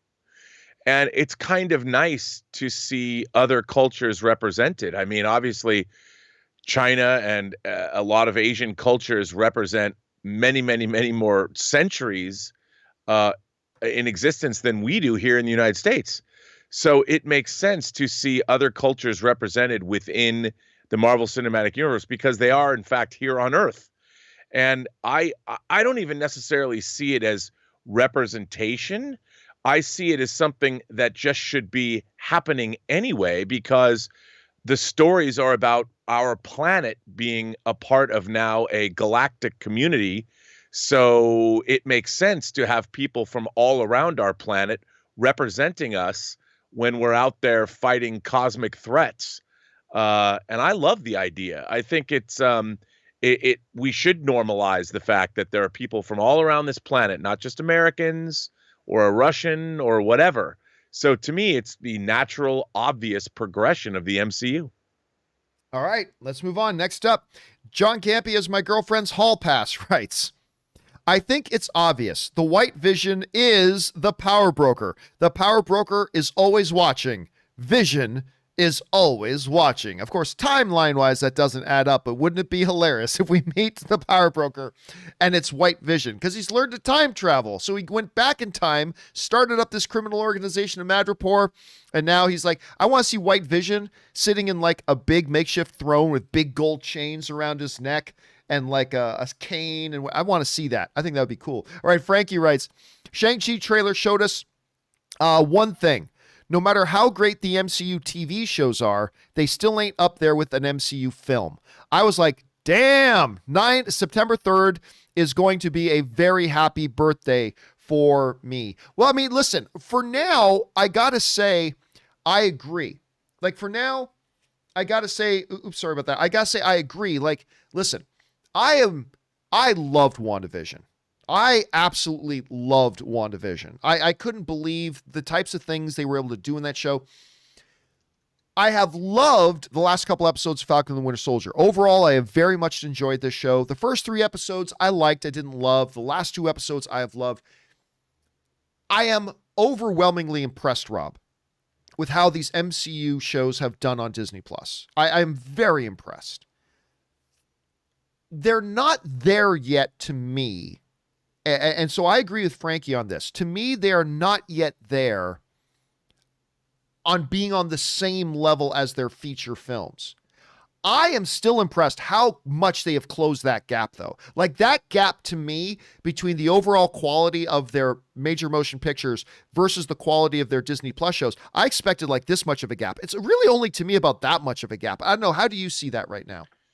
Well, I think the gap is definitely closing. Um, I think everything right now we're always in a state of evolution, and things are getting, I don't know, you want to call it better, or I always think of it kind of the way they should be. And look, I'm optimistic about how things are moving and changing and altering as we move forward in all of our entertainment. So I agree with you. I mean, the gap is closing. All right, let's move on here. Next up, Brooks Kirk writes, "Hey, John, I just watched Presumed Innocent." That's the Harrison Ford film. Dude, I love that movie. I just watched Presumed Innocent last night with Harrison Ford. Good movie. Thought I had it pegged, but the twist at the end still got me. Shang-Chi trailer was good. Nobody was really good. Excited for the Falcon and the Winter Soldier finale, and John Walker must die. Well, I mean, listen, first of all, yeah, the Harrison Ford There's a thing lot is great. packed into that statement. That's a lot packed in there, but it brings up a good thing, though, about the John Walker thing. I've had some people ask me, do you think John Walker's going to die? Now, I don't feel certain about anything as far as what's going to happen with John Walker. There are a lot of possibilities. The one I slightly lean towards, although I wouldn't even be willing to bet one theoretical dollar on it, is that I kind of feel like they will kill him off. Really? And that he will die heroically, not die a hero, but like, because remember, the thing that makes me so intrigued by this character and why I love hating the character so much, but I love that he's in this show, is the fact that, from the beginning, Rob, they showed us John Walker as a man who wants to do good. He may not have the same ideas good. He may be misguided. He may be whatever. He may be more damaged than he realized from his war experience. He may whatever. But at the end of the day, he wants to be a hero. And he wants to do whatever, even as misguided as he is. And that sometimes makes the best villains, the best antagonists, if you will. There's a part of me that feels like he'll die in this episode heroically. Like he's an asshole, but that woman was about to die. That innocent woman was about to die, and he sacrificed himself to save that innocent woman. Because that's what a John Walker would do. Because he sees himself as that, So, I mean, I don't know. I mean, he could go on to become part of Thunderbolts. If they're doing that, I mean, obviously with the introduction of Elaine, that is a possibility. Obviously with Zemo going off to the raft, they could have him continue on as U.S. agent. They might have him die. Sam might kill him with the shield. I don't know. Right. But I'm slightly leaning towards him having a heroic death. But I don't know. To me, it's completely up in the air right now. How do you think Walker's going to resolve in this final episode? Where do you think we're going to leave with Walker after the episode 6? I don't think they can kill him. I think because U.S. agent, I think they need to leave him in the ether to come back. I think you're right, though. I think he's going to do something very heroic, perhaps, or maybe spare someone's life when he had the opportunity to kill and doesn't. But then he goes off into the ether. He's still out there. Because if he dies, I mean, I think that there's too much value in keeping him around as a potential foil or bringing him back in different parts of the MCU later. Like maybe he'll even be, if they are in fact setting up the idea of the Thunderbolts, sort of the Thunderbolts group from the comics, he definitely could be a candidate to lead them. So we'll see. But I don't think they're going to kill him.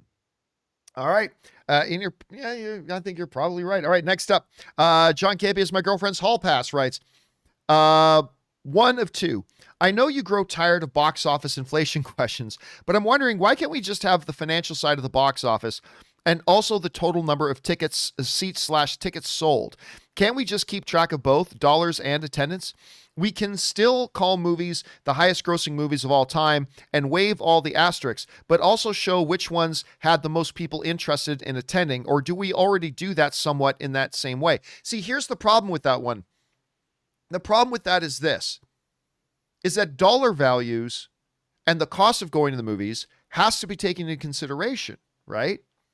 Let's say you put out a movie and it's $1 to go to the movie. That movie is going to get more attendance than it would have if it cost $15 to go to those movies. Yeah. So you can't just, you can't delineate that out and make it its own separate consideration because there's just too many variables. That's why, Rob, this has come up a lot.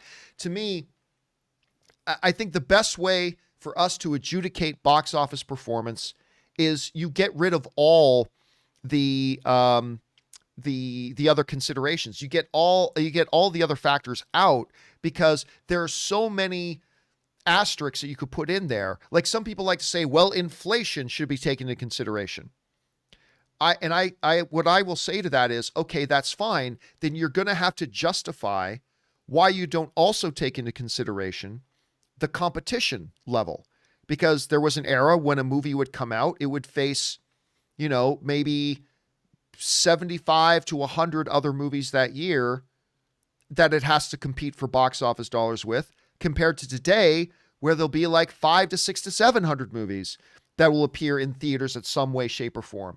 If you want to take inflation into consideration, then you're going to have to justify to me why you don't also take into consideration the fact that in this era, we have a $5 billion a year video game industry that's eating up disposable income when movies of a different era didn't have to face that. I didn't have to fight for that disposable income like a $5 billion a year video game industry that the movies today do.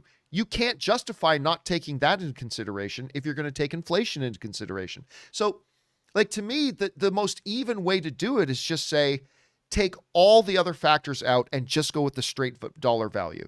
It's not perfect, but it's the best one unless you want to take 1,000. I don't know, Rob, how do you address that when people ask you about that? Well, gosh, that's hard. That's hard to say. I mean, I'm conflicted about this. How would I address the issue? I mean, ask me that again. It really depends on where I'm coming from or what I'm thinking about on what particular day. I mean, we live in a world now where things are shifting so quickly. And, we're getting more and more information. We're being bombarded with things from every single direction. And I think I get caught up, like I'll believe something because I'll stop thinking about it. And then one day I'll read some article or I'll hear something or I'll watch a scene in a movie, like in Falcon and the Winter Soldier, where I'll just start thinking about, like we talked earlier about the scene fixing the boat. Who would have thought yesterday or the day before, a week ago, that a scene like that would be in a show with two superheroes? Yeah. Would you have thought that would have been in there? No. But when you see something like that, doesn't it change your perception on what superheroes or what movie characters can actually be or represent from one scene to the next? So I think one of the great things about now is we're living in a time when our expectations should be maybe opened up a bit, changed. I don't know. Yeah. I mean, Michael Brammer in the live chat just put in a great example to this in talking about the box office. He said, it's like arguing sports statistics. Like, you just take the home run record. You don't take into consideration there's different bat technology. There's different gloves that are used. Totally. Fields have different dimensions now, all that. No, you could take that.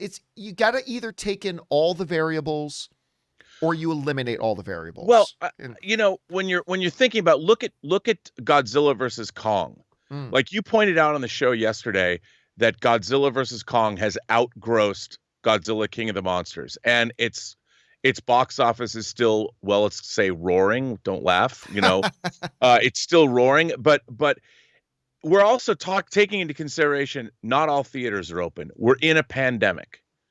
Now, is our perception of what box office success is, and it's also airing concurrently on HBO Max. Yeah. So how does that change our perception of what makes great box office? Now, I don't know if Warner Brothers is going to be entirely happy, but I'll tell you something. It certainly shows that their strategy, that people thought they were nuts. Remember, even we thought they're like, oh, I don't know if this is going to work. But now what makes box office has changed. And I wouldn't have thought that Godzilla versus Kong could possibly get a win at the box office in this situation, but it has. I Yeah. mean, it could top out. I could see it grossing another 100 million, maybe. I mean, It's possible. What if it made $500 million during a pandemic? That's a game-changing kind of a thing. And like I said, you never know. Your perception of something changes based on new information. We're living in a new paradigm. It's all different now. Absolutely. And all right, Rob, I know we've kept you at your time. Thanks for being here today, man. In the meantime, until we get to see you again, where can people follow you and your great stuff online? You can find me on Instagram at Robert Meyer Burnett. Find me on Twitter at BurnettRM, or find me on my own YouTube channel, The Burnett Work. All right, Rob, thanks again for being here today, man. We'll talk to you again tomorrow. Have a good one. All right, man. All right, ladies and gentlemen, the great Mr. Robert Meyer Burnett. And he'll be back again tomorrow. And we still have some time to get through some more questions. Let's do that. But before we do, Mike Porter sends in a super chat badge in the live chat. Thank you, Mike. Appreciate that, man. All right, let's get on over here. Ewan writes, "Hey, John, I just wanted to say thank you for all the great shows you provide, along with everyone involved, from Rob to all the viewers who submit questions. I've had a really rough year struggling with mental health, and these shows have kept me going. Thanks." Oh, man, thanks for sharing that. And first of all, that's huge that you're the type of person that you can share that, because I think that's encouraging for other people. I think when the worst thing about struggling is when you feel like you're struggling alone. And I know it's probably not what you were thinking, Ewan, but you sharing that probably just encouraged a lot of other people just to go, yeah, okay, I'm not the only one going through something like this. So I think that's awesome that you would share that. And it is awesome that the movies and the fan community surrounding them can be here to be that oasis for when we need them. And I'm glad that this show has been here for you for that, and that our community has been here for you for that. So again, thank you for sharing your struggle, because you just encouraged a whole lot of other people. And I'm really glad that the show can be here for you, man. So thank you for sharing that, dude. All right, next up. Raymond Verrata writes, "Shang-Chi's day job as handy car rental and does part-time at Kim's Convenience Store." I'm telling you, it's not great to say, but all I could think about watching the first time I watched the Shang-Chi trailer was that, the Mandarin was actually Appa saying, "You've had 10 years. Now it's time to come and work with me at the store." And Jung saying, "That's not going to happen." I don't know why. All I can think of is Kim's Convenience. I love that show so much. All right, next up. Stefan DeLint writes, "Hey, John, I know that you and Rob love sci-fi, but do you also like watching documentaries about the real workings of our universe, like Carl Sagan's Cosmos or the sequel series with Neil deGrasse Tyson? They're my favorite kind of documentaries." Honestly, I don't watch those. I don't know why. Like, I've watched Neil deGrasse interviewed a number of times and been fascinated. Like, I remember his interview with Joe Rogan, but I am very much more into natural world stuff. Like, when I watch anything like that, it'll mostly be I don't know why. I am a sucker for nature documentaries. Whether it's any of Richard Attenborough's stuff or like March of the Penguins or just stuff like that, I'm huge to those types of documentaries. But no, I don't normally gravitate towards those other documentaries. I don't know why, because I find those to be fascinating individuals, but I don't normally gravitate towards that. All right. Next up, James Lucas writes, "The MCU and martial arts? Yes, please." I mean, yes. I mean, that's I just love that. I hope they can really capture a great, exciting visual style with the martial arts in Shang-Chi. I hope they do. All right. Dom's Vibranium Bicep writes, "Hey, Giovanni. John, can we just take a moment of silence for all those cars destroyed from Shang-Chi trailer? I could have used an i8, LOL. Yeah, I mean, first of all, I got very much a Speed vibe when it was like they're rolling over all those cars. And, so you had Awkwafina doing her best Sandra Bullock in there. Anyway, I hope that turns out to be something fun in the movie. It's kind of cool seeing that little bit of that scene in there. All right. Day writes, "If they actually go through with what Alfred Molina is saying, we better start calling it the Marvel Cinematic Multiverse."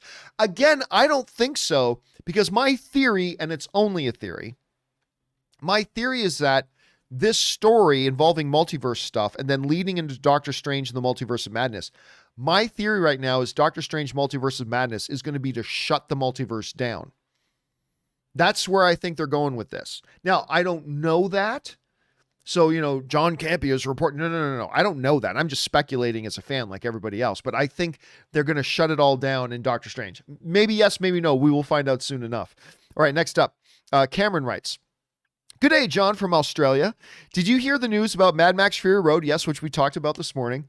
Prequel shooting in Australia. It would be the biggest movie produced in NSW. Also announced is Chris Hemsworth to star in it. I love Fury Road. What do you think about this news? Well, again, we addressed this earlier in the show. You can go back and watch that for more in-depth stuff, but I love it. Anya Taylor-Joy is on fire right now. I think Chris Hemsworth is amazing, not just as Thor, but you can go watch some of his other stuff, particularly starring opposite Daniel Bruhl in that movie Rush. I thought he was fantastic in that. So, yeah, I think it's pretty exciting news, and it's good to see this thing finally get some real momentum going. Coming out in theaters in 2023. Alex V writes, "Hey, John and Rob, I'm a huge Tolkien geek, and I've been hyped since this Second Age show was rumored." This, of course, is the upcoming Amazon Lord of the Rings show. The writers have so much room to create and interpret when it comes to the finer details of the lore, but they also have so much room to fail miserably. Well, that's true of any writing endeavor. If they cannot capture the same fantastical feeling that Peter Jackson was able to do with his Middle-earth, I don't think this nerd will recover from the heartbreak. I only hope they faithfully build on top of the lore and stories Tolkien left behind. Well, see, the first thing I think you need to do is don't go into it expecting it to feel just like Peter Jackson's world. Like, I don't have that expectation. Now, if it does, great. But I'm open to them having a different feel to it and still being excellent, right? So, I mean, again, they very much could be going in there to make it feel exactly like Peter Jackson's iteration, that this is just the second age of that exact same story. But they might also be going for a little something different. All I want it to be is excellent. Whichever flavor they decide to use, I'm fine with. Just make it excellent. And if you do that, I think me and you and a lot of people will be very happy. But like I said, out of all the things coming out on streaming, and that includes Moon Knight, that includes Loki, that includes Mandalorian Season 3, there is no streaming show I am more excited about than this Lord of the Rings project. Mostly because of the people that are involved with behind the camera. They put out that video, it's got to be almost a year ago now, of all these like incredibly talented people who are working on this show behind the scenes. And it is my number one most anticipated show on streaming. Now, it may turn out to be terrible because you're right. It's got a lot of potential there to be bad. But I'm kind of leaning into that. I think it's going to be fantastic. So I'm very, very excited about it. We'll see how it goes, man. We'll see how it goes. All right, next up. We've got MD who writes, "I really like how Falcon and Winter Soldier kept the Black Panther connection to Captain America going. Black Panther debuted in Civil War, and Cap built a relationship with T'Challa, with them helping Bucky and in Infinity War, etc. They aren't just shoved in there for the sake of it." Yeah, I mean, that's true. The whole presence of Wakanda in this series is very narratively driven. And it's not just Cap. It's the fact that, remember, Bucky lived for a while, a long while, in Wakanda and came to be known as the White Wolf. And they're the ones who gave him his vibranium arm. And so it is narratively connective that we would have the Dora Milaje. And of course, through Zemo being the one who assassinated their king, they've made it all connect perfectly, which is why when people throw in there, I think Justin Hammer is going to be the power broker or Kingpin will be the power broker. I say, like, the way they have handled narratively these shows is that everything has been connected properly. They very rarely have just dropped completely random, pull a random character out of your ass and just throw it in that show for no reason. It's all been done very deliberately. And you're right, the Wakanda connection has been one of those really, really well thought out connections that make sense a lot narratively. All right. Ben Rayner writes, "Hey, John, talking about 22 Jump Street, you do know who plays the football player that befriends Channing's character. No, but I don't know how you're writing this. Let me try this again. Hi, John, talking about 22 Jump Street, you do know who plays the football player that befriends Channing's. No cause, but it's Party City Captain America himself. Oh, really? Wyatt Russell. That was the other football player in 22 Jump Street, the Channing Tatum, because I didn't even realize that. Also, remember, Brie Larson was Jonah's love interest in 21 Jump Street. Yes, that was one of the first things that I really took notice of Brie Larson in was 21 Jump Street. I always thought it was weird that they didn't have her in 22 Jump Street, but yes, in area. But I had no idea that other football player was Wyatt Russell. I had no idea. That is a great piece of trivia there, Ben. Thanks for sharing that, dude. All right, next up, The Power Broker writes, "Hey, John and Rob. In the Shang-Chi movie, a death dealer is the masked character. It can be anyone, but it seems it may be a man and possible older since he trains Shang-Chi. Will it be someone we see in the movie or a surprise Chinese actor, Mephisto? I have a feeling, and again, no insider information here whatsoever. I have a feeling that it's going to be somebody we do see in the movie, right? I don't think it's actually going to be a mystery in the movie. Now, again, that's just me speculating, but I absolutely do not know. It might be a reveal, it might not be, but I think it's going to be somebody we see in the movie and we're going to know who it is behind that mask. Again, I don't know, but we will find out. All right, thanks for that, powder broker. Next up, Dom's Vibranium Bicep writes, one of two. What's up, John? On your April 19th show, you brought up must-see places in LA and specifically the Chinese theater. When this was mentioned, all of my childhood memories came back from going to see Michael Keaton's Batman on opening night with my family. Isn't wild how the movie-going experience can stay with you throughout our lifetimes. Thanks for hard work, and I hope you are staying safe. No, listen, man, I completely agree. It is one of the things, look, you can watch a movie on your pitiful little TV. Like, I've got a 75-inch wonderful surround sound system, blah, blah, blah. It sucks compared to a real movie theater experience. But the magic comes from being in a theater with the people that you are with, but also with all these other people. Like, I can't tell you where was I sitting the first time I watched the first episode of Breaking Bad. I couldn't tell you that. I have no idea who I was with. I have no idea what I was doing. Couldn't tell you. Other than telling you it was with Anne, I couldn't tell you the exact circumstances or specifically where I was the first time I watched Sons of Anarchy. I just know I watched it with Anne, but I don't remember anything else about that, like at all. But Michael Keaton's Batman, I know the exact day. I know where I sat on the bus. I'm not kidding. I remember where I sat on the bus when me and my buddy Brendan took the bus from, up on the mountain in Hamilton to downtown to Gore Park to go to Jackson Square. I remember the route we took through the mall. I remember where we stood in line. I remember which theater number we saw it in. I remember everything about that night. I remember exactly who I was with the first time I saw the first Lord of the Rings movie. I remember where I went to pick her up. I remember, what we drove. I remember going to the Silver City Ancaster Theater in Hamilton, Ontario. Now, Ancaster's a part of Hamilton now. I remember going there specifically. I remember where in the theater we sat. It's just, you bring up I still remember exactly where I was the first time I watched the first Avengers movie. I could tell you exactly where I was when you don't get that experience with watching bullshit stuff at home. It's part of going to the movies is that magic, and that stays with you. That stays with you. And I love the memories I have, and I look forward to making more. And anyway, that's just now you may not have the same, experience that I do, and that's fine. It's your mileage may vary, but that's part of the reason why, to me, nothing beats the magic of going to the movies at the theater. It just will never compare. Nothing else will ever compare. But that's just my kind of take on it. All right, next up.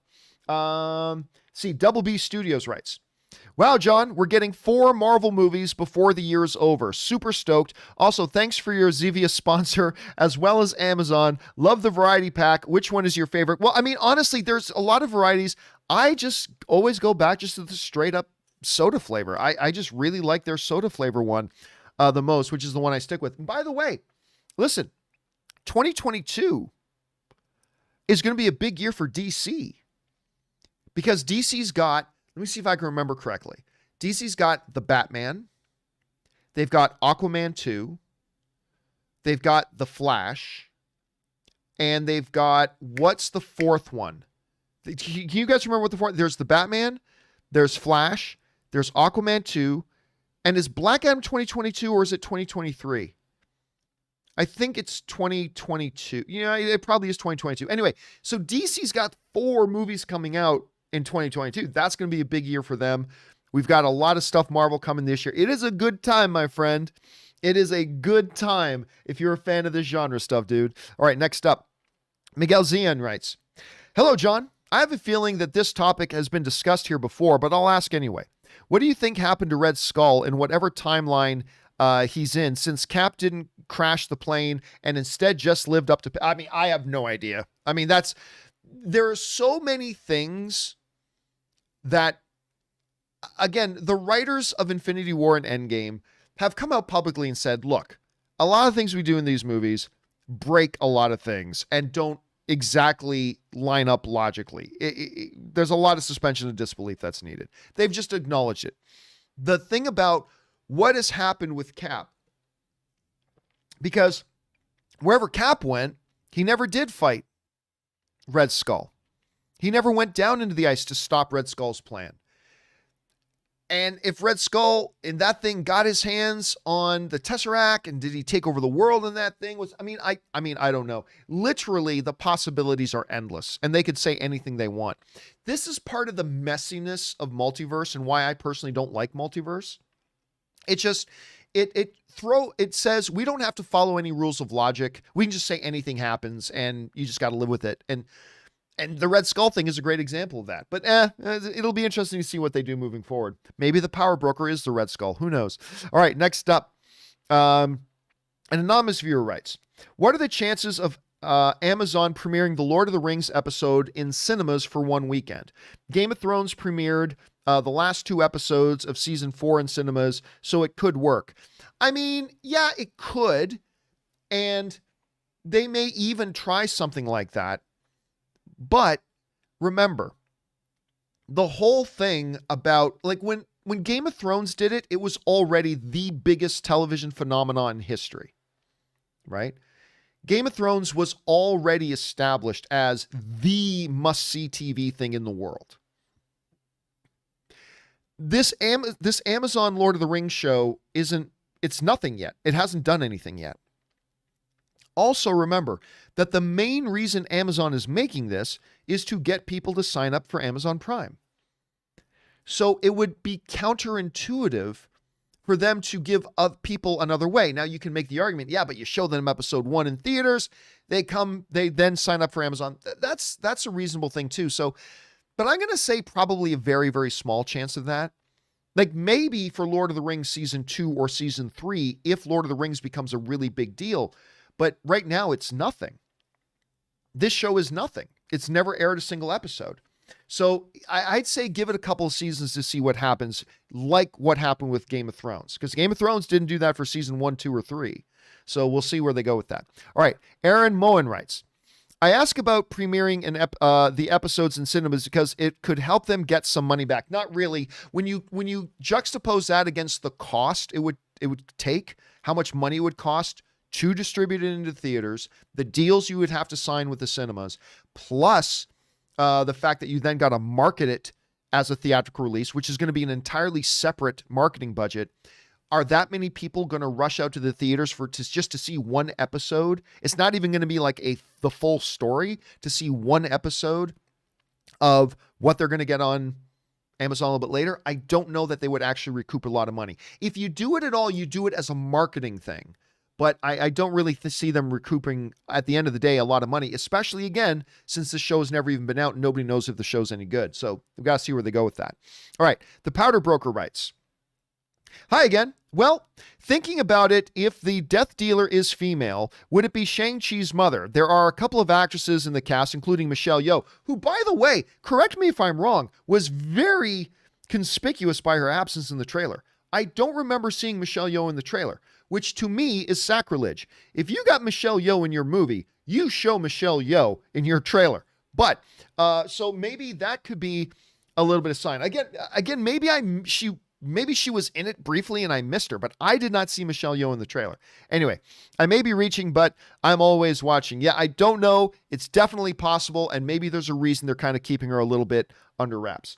All right, next up. Miguel also writes in again. Hey, John, finally saw Minari, which was great, by the way. Steven, why am I freezing on Steven's last name? Why am I freezing on his last name? Help me out in the live chat, guys. Why am I freezing on Steven's last name?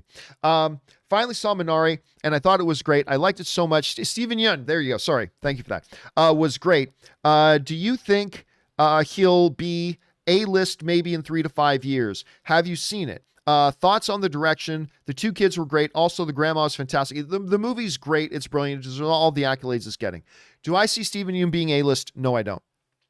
I think at this point in his career, if he was going to become A-list, he would have by now.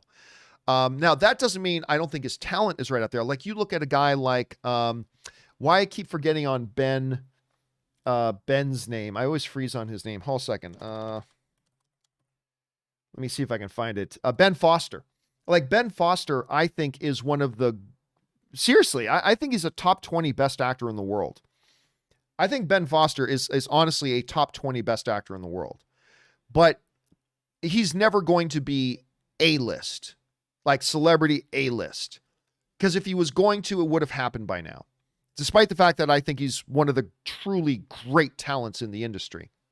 So no, I don't see that happening for Steven, but I think he'll continue to have a very good career. I think very good things will happen, but do I see his name being mentioned up there with the likes of Denzel or Leo or Brad or something like that? I don't see that happening. It would be a very pleasant surprise to be proven wrong. It would be a very pleasant surprise to be proven wrong. I just don't see it happening. All right, next up. Roll of the Egg writes, hey, John and Co.